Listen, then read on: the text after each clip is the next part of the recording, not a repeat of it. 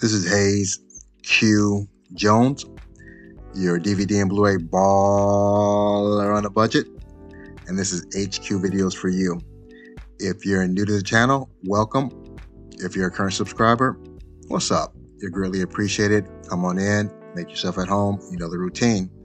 This week takes me to the Salvation Army, along with a pickup from Hamilton book. I have a hard to find rare out-of-print Kino Lorber pick. I have a out-of-print 3D Blu-ray, so I have some bangers in here. Hamilton book, I know I have a complete season I picked up for I think $6. A lot of Scream Factory, Shout Factory releases, so stick around to the end. Got some bangers here. But before I get into what I picked up, not only do I collect movies, yes, I'm one of these weird, wild individuals. I actually watch them. And on a weekly basis, I like to share some of the things I've watched, either streaming on the Fire Stick, live in the theater with my family, or actual physical media. And I'm going to kick it off with some physical media. This is a Twilight Time distribution. This is a 1964 comedy drama music romance, The World According to Henry Orient. This was directed by George Roy Hill, produced by Jerome Hellman, and written by Nunnally Johnson. This stars Peter Sellers, Paula Prentice, a young Angela Lansbury, a young Tom Bosley, and you might know Tom Bosley from Happy Days, and Phyllis Thaxter. The plot behind this: concert pianist Henry Orient, played by Peter Sellers, is trying to have an affair with a married woman, Stella Dunworthy. While two teenage private school girls, Valerie Boyd and Marianne Gilbert, stalk him and write their fantasies about him in a diary. Orient's paranoia leads him to believe that the two girls, who seem to pop up everywhere he goes, are spies sent by the husband of his would-be mistress. And this is, first of all, I like Peter Sellers, not just the Pink Panther, being there, How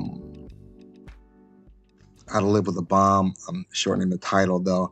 He is just a very unique, quirky actor, and he is definitely quirky in this. The part I found most interesting about the movie was a young Angela Lansbury. She wasn't bad to look at back then. What was weird though, body completely different, of a young 20, 30-year-old. Face somewhat similar though. She played a little bit of a Jezebel in this movie though, but if you like older movies, you like Peter Sellers' kind of quirkiness, it's kind of a risque private school girl movie with their fantasies about Peter Sellers, and Peter Sellers kind of doing his thing, trying to meet as many women as he can. I'll use the word meet very loosely though, but very fun movie, The World of Henry Orient. My next pick is a 2015 action adventure thriller, Big Game. This was directed by Jamari Helander, produced by Alex Garland, and written by Petri Jokoranta.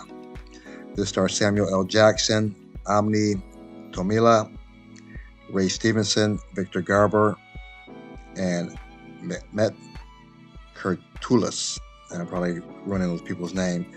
The plot behind this: Air Force One is shot down by terrorists, leaving the President of the United States stranded in the wilderness. 13-year-old Askari is also in the wilderness on a hunting mission to prove his maturity to his kinsfolk by tracking down a deer.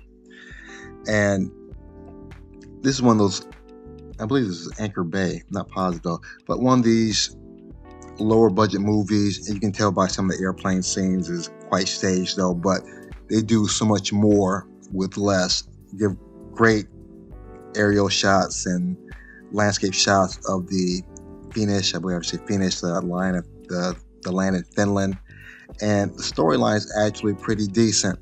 The boy Askari, I believe he's in another movie, Finnish movie, Exports, Christmas Exports, something that is a kind of a movie on Krampus though. But fun movie, great action, great scenery shot, and of course, as my man Samuel, say it with me, motherfucking Jackson. So with that combination, you definitely can't beat it. So get the opportunity to check out Big Game. My next movie is a 1988 comedy horror science fiction, Killer Clowns from Outer Space. Directed, produced, and written by Steve Licciotto. This stars Grant Kramer, Suzanne Snyder, John Allen Nelson, John Vernon, and Michael S. Siegel. The plot behind this: aliens disguised as clowns crash land on Earth in a rural town to capture unsuspecting victims in cotton candy cocoons for last consumption. Say that 3 times fast: cotton candy cocoons. I've never seen this before. I've heard so much about Killer Clowns from Outer Space. This is very much 80s horror.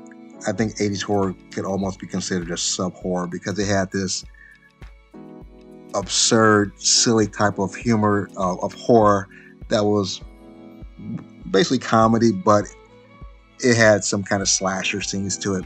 Examples like Child's Play, the older Nightmare on Elm Street franchises, where he kind of always has a smart remark or a catchphrase or something to that effect.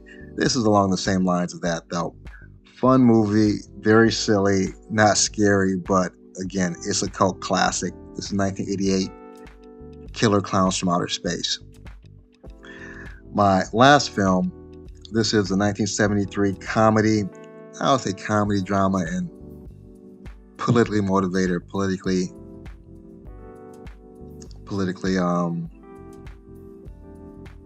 emphasized movie, Five on the Black Hand Side. This is directed by Oscar Williams, produced by Kay Corwin, written by Charles L. Russell. This stars Godfrey Cambridge, Clarence Taylor, Leonard Jackson, Virginia Capers, and Glenn Thurman. The plot behind this: Leonard Jackson plays a barber who is also the domineering head of a middle-class African-American family. Jackson is forced to rethink his values, and his previously docile wife, Clarence Taylor, joined the 3 children in rebelling against her husband's retrogressive behavior. And this movie had a lot going on at the same time. At one point, you have a little misogyny going on with the husband dominating the wife. You have a lot of political activism with the civil rights. The younger son's very civilly minded, and they're promoting civil rights. You have some issues with interracial dating in the family, all the while having some of an Afrocentric overview with it, with the wedding. And very interesting to me because I was alive when this actually came out in 73, and I've actually seen society go through 2 kind of Afrocentric eras. One in the late 60s, 70s with the dashikis and the big afros. Again, in the middle to late 80s with hip hop, with groups like the Native Tongues, which included Tribe Called Quest, Jungle Brothers, De La Soul, Queen Latifah, Moni Love, with the Afrocentric type of influence, Africa Bambaataa. So a lot of things going on. Wasn't a hilarious movie, no, but it's part of movie history, specifically when you're talking about Black exploitation periods and Black artists getting their point of view out. And it gives a lot of different points of view, from the Black middle class to the barbershop where you have the guys running the numbers, and just the overall, it gave some of a snapshot of Black society back in the 73, back in 73 or in the early 70s. So if you're interested in that area, if you're interested in film, because again, these films had a foundation in motion picture history, definitely check out Five on the Black Hand Side. Now, without further ado, sit back, relax, have a drink, have a smoke, and I'll catch you on the other end of this video.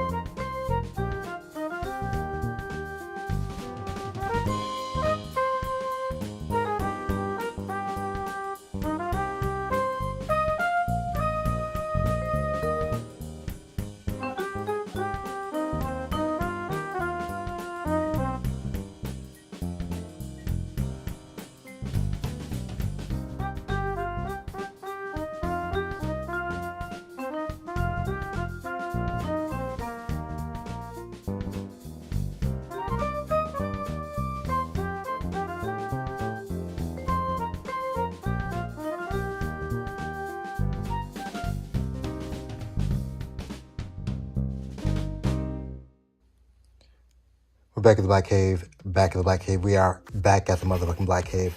Have my thrift store pickups here. Have my Hamilton book pickups here. Have my 3D pick as well as my Kino Lorber classic pick. So let me get these scanned in and we'll jump right into it. Hold on. I'm going to kick it off with what I picked up at the Salvation Army. For a lot of you, this is probably before your times. This is Gallagher. Comedian. His whole skit was just taking a big sledgehammer and just smashing stuff on stage. Somehow he made a career out of it though. But this is an Anchor Bay release. I believe it's a volume 2. I looked it up online. I think the volume 2 is out of print, so I'll probably be keeping a lookout for the volume 2 of Gallagher. Anchor Bay's Gallagher, volume 1. Second one from the Salvation Army. Again, the Gallagher was a blind buy. There's also another blind buy. The Visitor. It's also another Anchor Bay out of print. Looks like an interesting story. One of the best reviewed films of the year. So take a look at that. Visitor. I don't recall any other of the actors or actresses. But if it's a good movie, good storyline, doesn't matter. Even more so, I love my indie films. The Visitor. And my last pickup from the Salvation Army, something I've been looking for, not too hard, but I'm glad I found it. Spies in Disguise. You have Tom Holland, with the voices of Tom Holland and Will Smith. And this is a 20th Century Fox release. Spies in Disguise.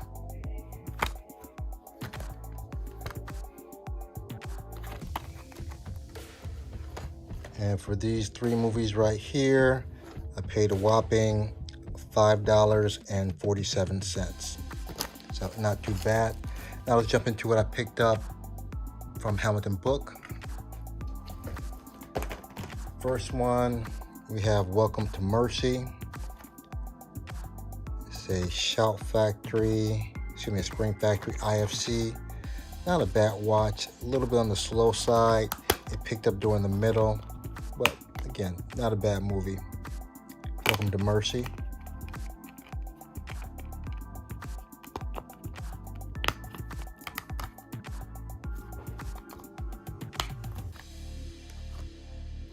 Next, we have The Abandoned with Jason Patrick. And that's the only person I really recognized. Louisa Krause, Mark Margolis. The Abandoned. This is another Spring Factory release. Again, a little slow, not bad. Nice little twist at the end. The Abandoned.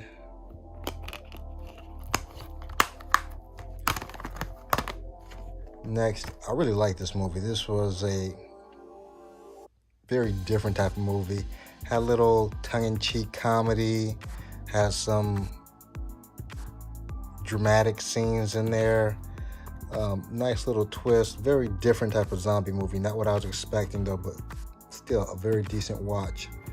And this is a dark films release. I like my dark film releases. They have some pretty decent sci-fi horror movies.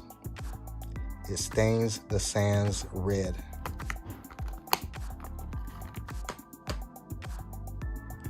Next, let me get my Wesley Snipes here. I didn't open these up. I haven't watched these yet. Hold on. Okay, I have my Wesley Snipes here, aka the Real Blade, my Billy Bob Thornton Sling Blade here. And I remember getting the DVD of this movie at Dollar Tree. I haven't watched it yet, but I saw this on Hamilton. I said, might as well upgrade to the Blu-ray. Ben Foster, Ellie Fanning, Beau Bridges, Jeff Bridges' brother, son of Lloyd Bridges, Galveston. This is an RJE release, RLJE release. Galveston. Next, we have Nicolas Cage and Pig. I haven't seen this, but my wife watched this. Said it was a pretty decent watch. Nicolas Cage is coming out with so many movies now. He's made more movies than Jackie Chan and Samuel Jackson combined. This is either a neon or a decal or a pulse release. Never heard of any of those. Nicolas Cage and Pig. Next, another movie I purchased from Dollar Tree. I got the DVD. Haven't watched it yet. Upgraded to the Blu-ray. The Ticket. Very interesting premise here. Oliver Platt sounds familiar. I believe a guy, he loses his sight and gets his sight back. It affects his family, his home life. So, interesting premise of a movie. The Ticket. Shout Factory. And this is the flip side artwork. This is actually a Shout Select. Number 20. The Ticket. Next, another movie I purchased at Dollar Tree. Blackout Invasion Earth. I believe this is actually playing on Amazon Prime. And this is another, the Shout Studio. Not Shout Factory, but Shout Studio. Another subdivision of Shout Factory, Scream Factory. Love my sci-fi movies. I think I saw the reviews on this. Look pretty decent though. And I believe this is a foreign film that's dubbed in English. Yes, a Russian film dubbed in English. The Blackout. Again, got your flip artwork on the side. Nice little slip cover here. Little damage there on the side. I'm not tripping though, like I'm not a slip cover Nazi, so I'll be all right. I'll make it. Blackout Invasion Earth. Next, I know they had this on sale at Amazon. This is even cheaper than it was at Amazon. I'll show you the price in a minute. Earth Girls Are Easy.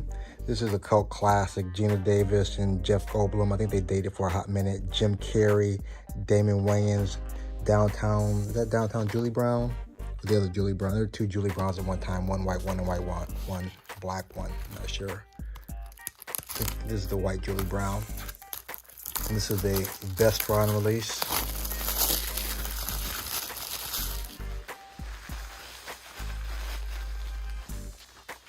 Earth Girls Are Easy. It's number 27. I got me a little code here, the first code. Nice artwork on the Blu-ray. A nice slipcover. Nice and shiny here, Vestron.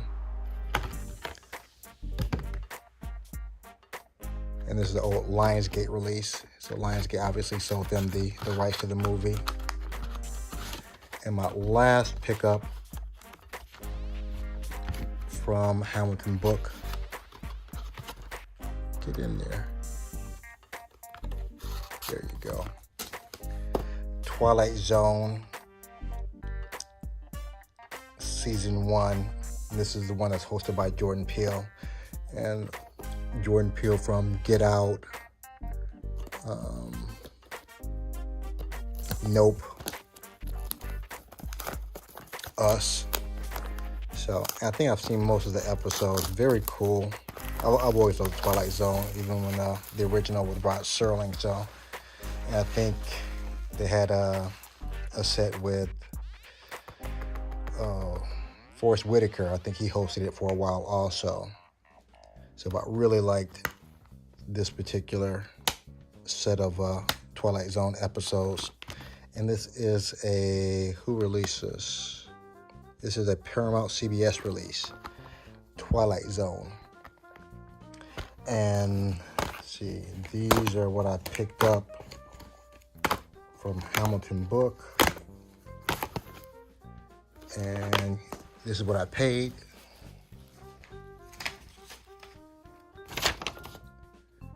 So, most expensive thing was the Earth Girls Are Easy and the Twilight Zone for $6. So you can't beat that. So Not a bad pickup.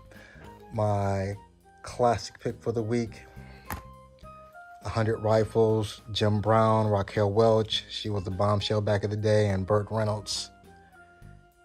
And this is, I believe, out of print also. Or out of print, I should say. 100 Rifles. My 3D pick to complete the series. This is Monkey King 3 in 3D. Let's see if I can get this out. There we go. Beautiful artwork. Haven't seen this yet. I did pop in the 3D. The 3D looks dope. Again, haven't watched the movie. Again, need to educate myself on the legend of the Monkey King and the Chinese culture. That seems to be a big theme among them. Monkey King 3 in 3D. And this is my thrift store Hamilton book pickup for the week. If you're familiar with the channel, this is where I separate the art from the plastic and the disc so I can make room. Give me a moment and I'll get you good people on your way. Hold on.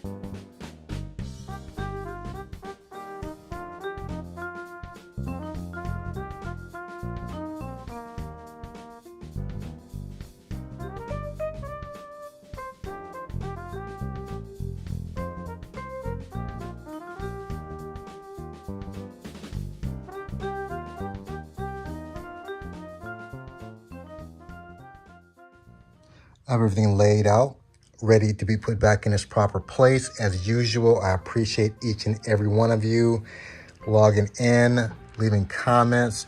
If you made this far, smash the like.